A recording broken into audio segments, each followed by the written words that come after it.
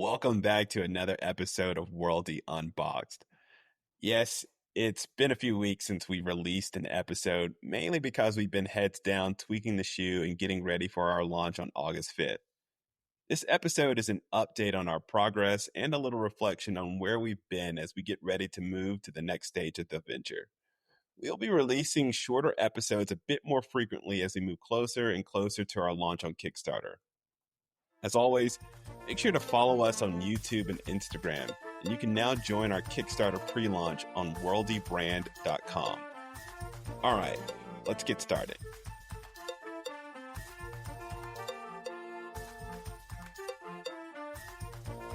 So, we haven't really done a podcast in a while. I think it's probably been a month, 6 weeks, and there's a lot of stuff that's been going on behind the scenes, and we're getting super close to launch. So we just wanted to hop on, give people a little bit of an update in terms of, what we've been up to, what they can expect to see in the next month or two. And hopefully we can do these a little bit more frequently going forward. So, there's a lot of things, like I said, that we've been doing. So I think maybe let's start with the product in terms of, what we've been doing there. So I know I haven't seen a shoe actually since December. I know you've gotten them, the last few versions, kind of at your house. So like, what did that feel like? Does it feel like it's getting better? And I know you've also been talking to people who have done the testing on these next versions. So how has that all been going? I mean, overall, it's been extremely positive in terms of the feedback from the early testers. I know with the first iteration, we had some issues with being able to don it. It was a bit difficult to put that pair on. They definitely fixed it on this next iteration or this latest iteration. Overall, it's just been I've been kind of surprised with the quality. I was expecting mini versions of this shoe, because I was just thinking okay, this is going to be something that we're going to end up having to always tweak and adjust. But not to toot their horn too much, but I think they've done a really good job with making the product and keeping it down to 3 or 4 versions. Overall, it's been really positive. And then just my own experience and my own I guess how I felt when I saw the product is I've always been impressed. I really like this latest design. It really is. I know that's the colorway, but I like the design as well. I like the way that they've changed the toe box. We've kept the width and height that's the same. Actually, we've increased it just slightly, but the aesthetics, the way that they've streamlined it still looks pretty athletic. So I really like what they've done with it. And I like the next change that we're going to make. I know we've kind of mentioned the iterations. Well, we have one more where we're going to try to fix the collar. And that's mostly for aesthetic purposes as well, just making sure that it's looking as sleek as we hope it is. And so, I am, I'm proud of it and proud to have our names behind it. Yeah. Everyone kind of, when they see me for the first time in a while, they kind of ask me, how's everything going with worldie? What does the product look like? Where are you guys at? And each time I kind of up the percentage in terms of how close we are to getting the product locked. And I think right now we're probably 95, 98% of the way there. Like you said, it's just that one little tweak with the collar. And then we have 3 colorways right now. Mm-hmm. We're working on a 4th one. And then most likely we will have a 5th one as well. So that will be all part of the Kickstarter. So we're getting really, really close. And it's cool to see in the iteration of the product. And like you were saying, I was kind of expecting, it's been a long time. It's been 3, almost 4 years. Yeah, it's crazy. Yeah, it is crazy. But with each iteration, it gets better. And like I was saying before, I think we're really, really close. So I'm really excited to just get it into the market and hopefully things take off and then basically run a real business from there, because for 3 or 4 years, we've been entrepreneurs with no product. So it's going to be really fun to actually have a product in the market, be able to sell, run a business. Yeah, hopefully just it takes off. Yeah, that's a good point. We've been at this pre-launch stage for quite some time. And I think we've developed some skills that have been very useful for this stage of the business. But it's going to be interesting once we've actually move on to this next phase. What are your thoughts regarding post-launch when we're in the actual business of selling shoes, of making and selling shoes, as opposed to creating prototypes and things like that? I think it's going to be completely different, right? It's 2 different skill sets and 2 different things that you're doing on a day-to-day basis, trying to get a product to market and doing all the groundwork versus actually running the business. And I know there's going to be probably a lot of growing pains, a lot of things that we don't know right now. But I'm confident that because we've spent so much time laying the groundwork, because we have a team that has a lot of experience, because We've identified certain advisors that we can bring on with a lot of footwear experience, kids footwear experience, entrepreneurship experience. I think we're in a really good spot to make this happen. And yeah, it's going to be hard. It's going to be a lot of work. Like I said, there's going to be some growing pains, some mistakes, but I feel good that we've got a really good product and we'll be able to build a really strong business around it. Yeah, 100% agree. And to make sure that we plug it, our launch is August 5th, so we'll be launching via Kickstarter. We have a campaign that we're just kind of like in the process, in the early stages of starting this pre-launch campaign. So more to come, but just wanted to make sure that we put that out there that we're soft launching via Kickstarter on August 5th. Yep. And I was going to say another update is we've been working with a Kickstarter consultant who's been helping us basically just think about the campaign, how to promote it, what to actually offer during the campaign. And I think he had one campaign that did like 250K plus on Kickstarter and another one that was maybe somewhere between like 50 and 100K. So he's been giving us some good advice. And I think it's going to be really cool to not only sell the shoes, but also some really cool collectibles. Keep an eye out for that August 5th date. And if you've been following us, please at least donate $1 because $1 actually helps a lot. And then if you want to donate more as well, or not donate, buy a reward tier in exchange for money, that would be awesome. So a little bit of a plug there as well. Yeah.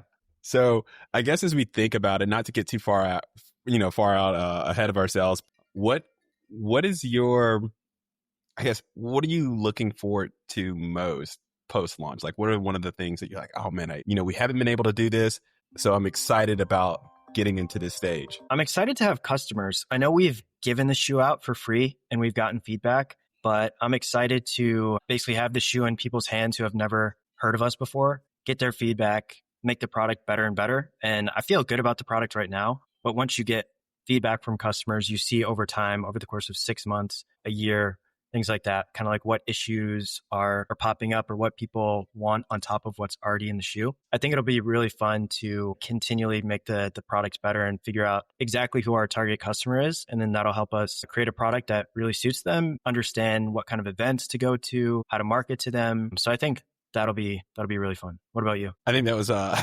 really good one. I am also excited about the variable that hasn't been a part of the equation for, I guess, for this stage of the business is the customer, like being able to interact a little bit more. I know we've interacted with people who have kind of backed us in a sense, people who've attended certain events, but to actually have a consumer of the product, I think that's going to be really cool to kind of hear the feedback. And to continue to refine the product. As proud as we are of it, once we get it out there, I think we'll be able to kind of even make it better. Really excited about that stage. And I guess not to just continue to piggyback on that, I'll introduce my own thing that I'm also excited about.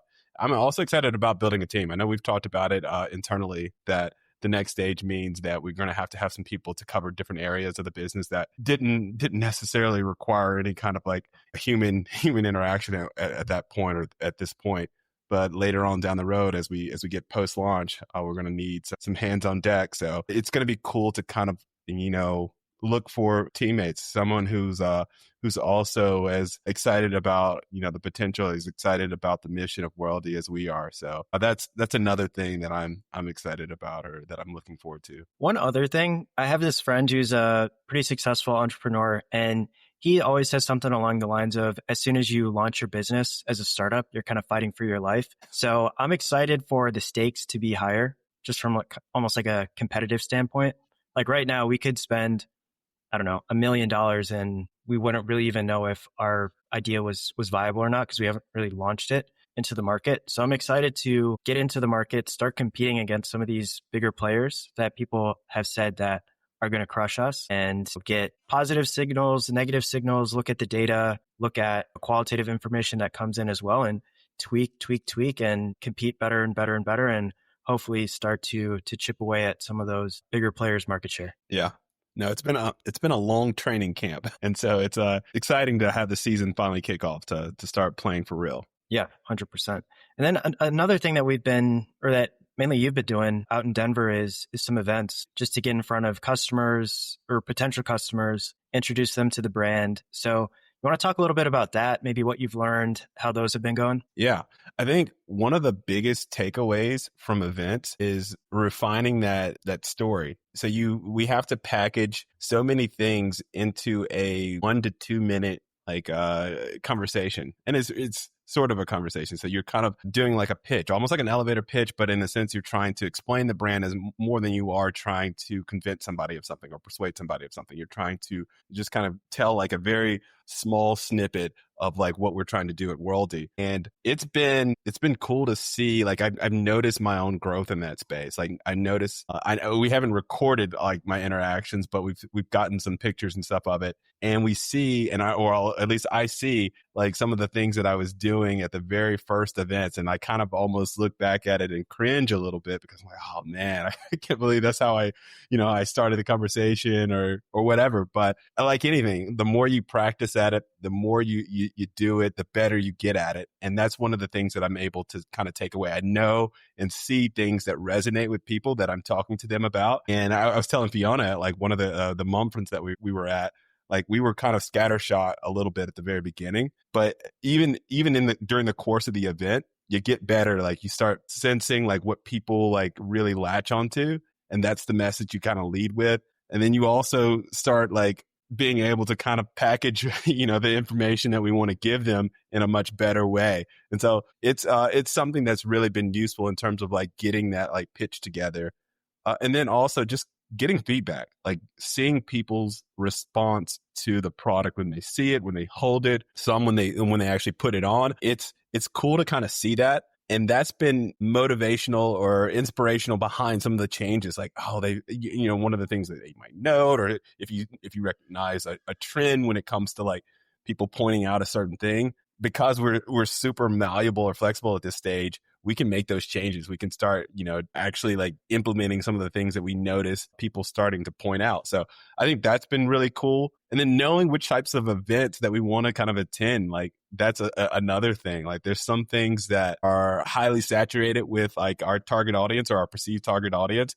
And there are other events that maybe not. Maybe there aren't as many like parents, or there aren't as many like kids or whatever it might be. Like those things you kind of learn by trial and error, and like there's been a lot of that as of late. So I think that's some cool takeaways. I'm sure we'll have plenty and more opportunities to continue to refine our approaches when it comes to events, but also having the opportunity in the next week to host our own event. This would be cool because we haven't really hosted an event. And so this is like a chance to put into practice all the things we've kind of been learning by attending others' events. So this is going to be something that we get to kind of like, I guess, control the narrative the entire time. And I think that's going to be super cool as well. Has there been anything that's kind of surprised you at those events in terms of what does or doesn't resonate? So maybe you gave a pitch and you're like, oh, these people are really going to care about this. And then they just didn't at all. And then maybe something else came up in passing and they were really excited about it. So I tends to like change per the event. So at this latest event, I was kind of using what I was leading or started to lead with at like the moms event. And I noticed that like, there was, people were friendly. They're not going to be like, oh, that just doesn't like sound good to me. Like, but I wasn't getting that same type of like spark. And so I kind of changed it up a little bit and start focusing or emphasizing like the multiple uses for the shoe. And then I started to notice like, oh, that's smart. That's genius. That's brilliant. Like start getting that type of feedback. And so I think it's all about like what I've kind of, what was the surprising element of it is that even though like the target audience was very similar, it seems that like, depending on the event, they're looking or there's a type of, you got to change your message up. And I was thinking like, oh, I can use the same message that I really like honed in on at the moms conference. And I can use that for the conference out here or the events out here in Denver, and realizing that, oh crap, well, I need to adapt again because it's not really latching on like I thought it was going to be. And so it's funny that these events aren't the same. You can't just use the same thing. You have to like be able to understand and interact and adapt to the audience. Yeah, definitely. I live out in Seattle, as you know, obviously, and then probably a lot of listeners know that too. And it's rainy out here. So whenever I talk about the waterproof feature, people out here are like, oh my God, that's amazing. I love that. And then if I talk to people maybe in like Detroit or Midwest, East Coast about it, they're like, yeah, I guess that's pretty cool, but they're not as, it doesn't like, their eyes don't light up. So Yeah. I think it's just kind of funny. Different segments of customers really care about different things, which can make it a bit of a challenge because there's so many different things that we could emphasize or talk about. So you kind of have to list out everything quickly that you think people might care about. And then as you see what they do and don't care about, you kind of drill down in those areas where it seems to resonate a little bit more. 100%. And then just in terms of, I guess, how you're feeling or how you're juggling everything, it's been almost a year and a half, right, that you've been in your job.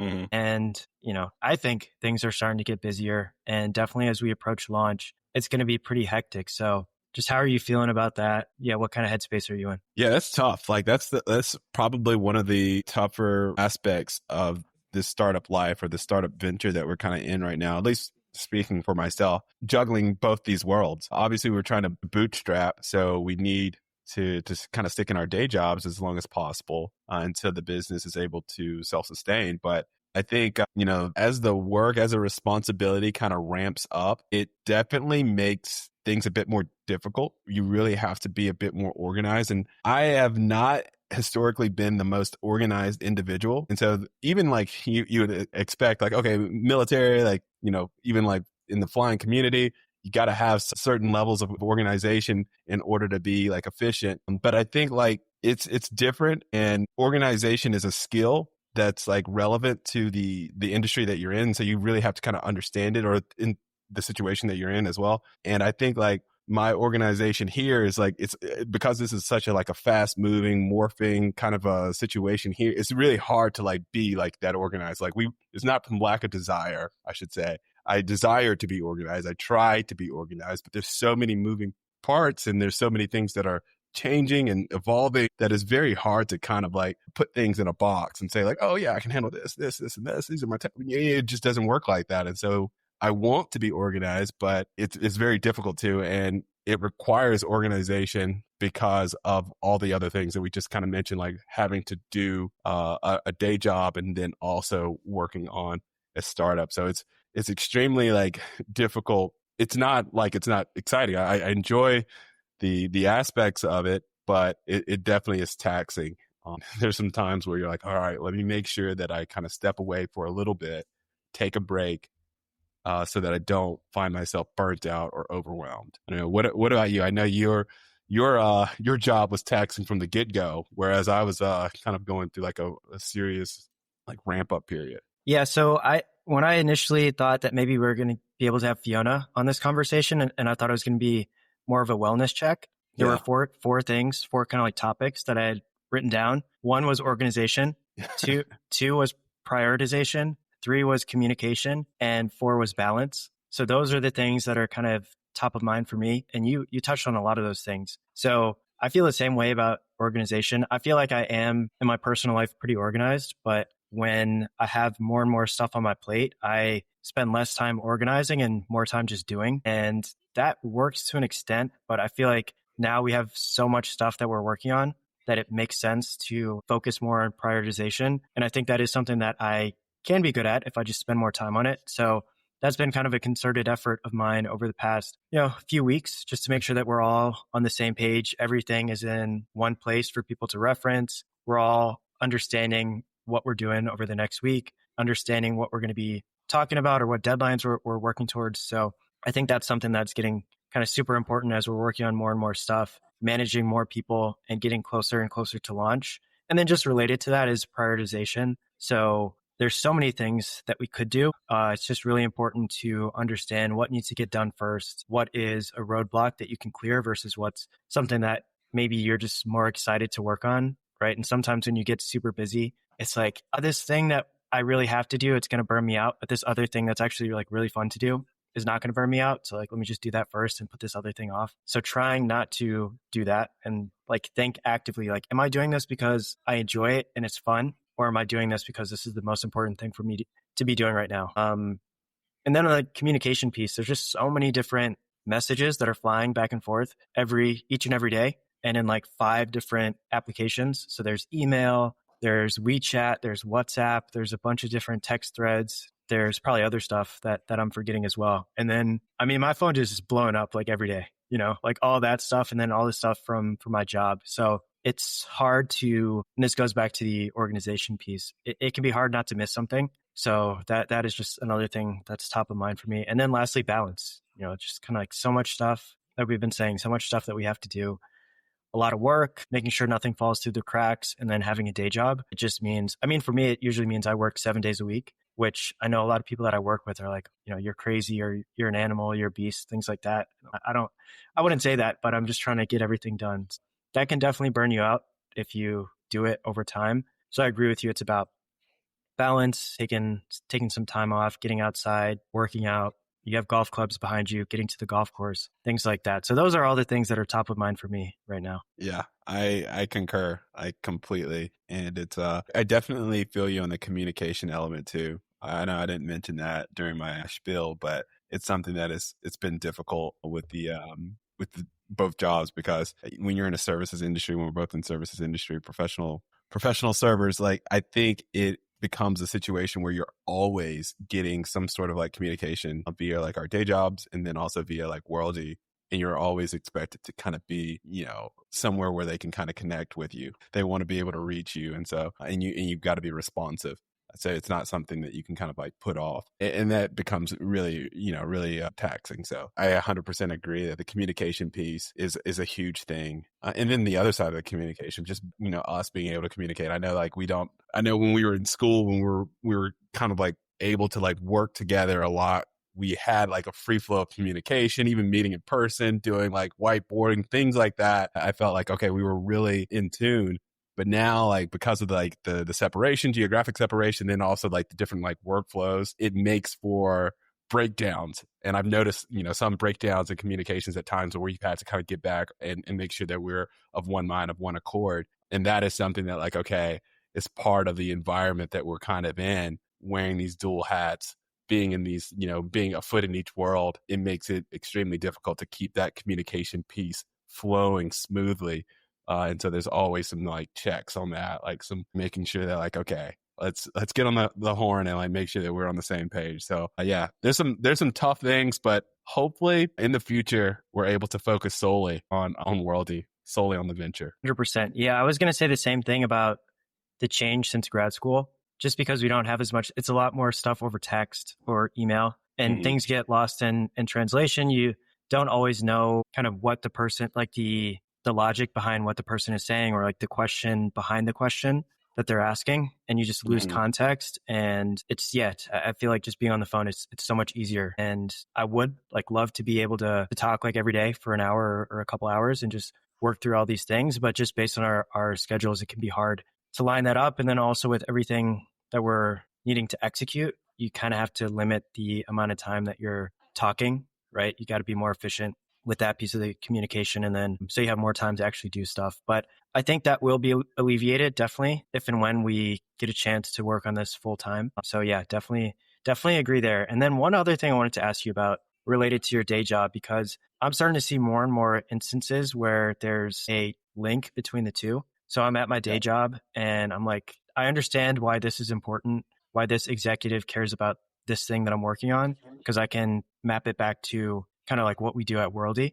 And then same thing with Worldie. I'm like, there's this other thing that I always have to do at my job. And it's actually like a skill that's really helpful and I can apply, to our own venture. So with you, do you find that you're kind of learning things that you can apply both ways? 100%. Like it's the practical application from the things that I pick up or I'm learning on the day job are, that I find something new that I can kind of implement on a daily basis almost at this point. Kind of like provide context to anyone who might not know, but like I work with startups as a startup attorney, and also, doing some VC, so investor side, like kind of deal work as well. And all that like helps with kind of the understanding of what it means to have good corporate hygiene. And so like going through and making sure that we're good to go in that area, so that, even if we don't like formally raise or bring any kind of institutional capital in, just from like a business perspective, having a well-run business. And part of that is like making sure that your legal docs are set up in a way, and like your business docs are set up in a way that allows for growth, that allows for protections, that contemplates changes. All that needs to be like set up. And I learn these things on a daily basis because I'm working with startups who, yeah, they may be a little bit ahead of where we're at, but not much. And so I know, hey, we can get ahead of this by doing this or by cleaning this area up or by like making sure that we have this in line so that we kind of keep our options open from like maybe an investment perspective or even from like bringing on like, I mentioned team building earlier, like from that perspective, like making sure that we have things in place so that it's not a scramble or we're not having to pay some law firm a lot of money to clean up after the fact. So it's definitely useful. And I've mentioned it in an earlier episode, like it's kind of a continuation of education. Like my law school career has continued into the firm. I've been able to learn a lot and apply a lot to worldie. And there's a mountain of stuff that I still need to learn, but like I continue to be able to like use some of the things that I learned in my day job right away at Worldie. I don't know. How about you? Like I know consultant, that type of work, there's a lot of like relevancy there as well. Like, are you seeing some kind of practical application pieces from the day job? Yeah, 100%. I mean, one of the things that's like very applicable is Excel models and modeling. Yeah. So anything kind of like quantitative that we have to do within reason, right? Not like big data or like machine learning or anything like that. Mm-hmm. But any kind of modeling. So modeling, if we have a bunch of data, trying to get some insights out of it, that stuff for me is like very easy because I've done it.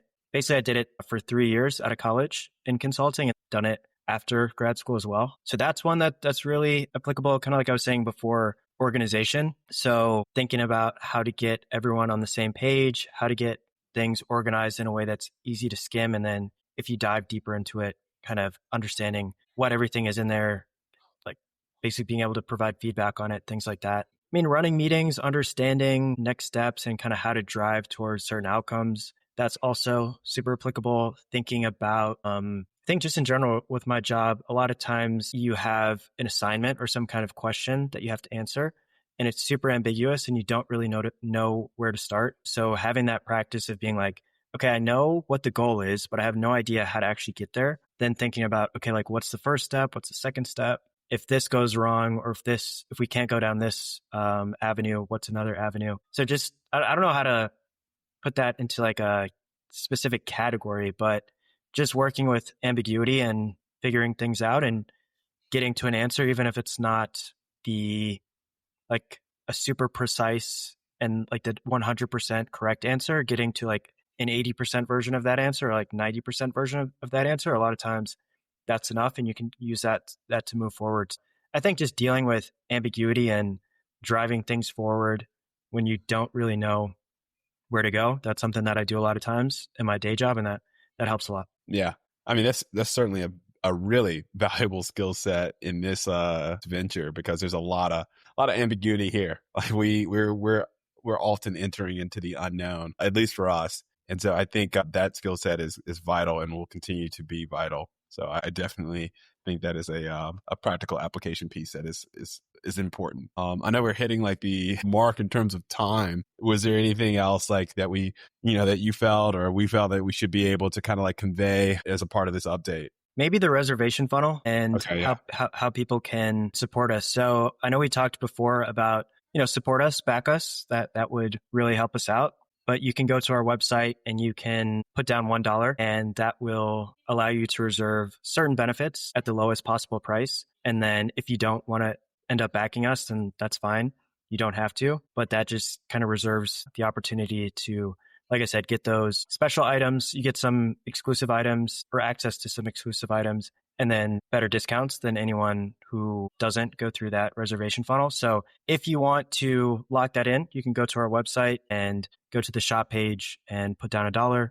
And like I said, you'll get access to all those things. Yep. And then just by way of an update as well, you go to our page today. This is the week of June 22nd.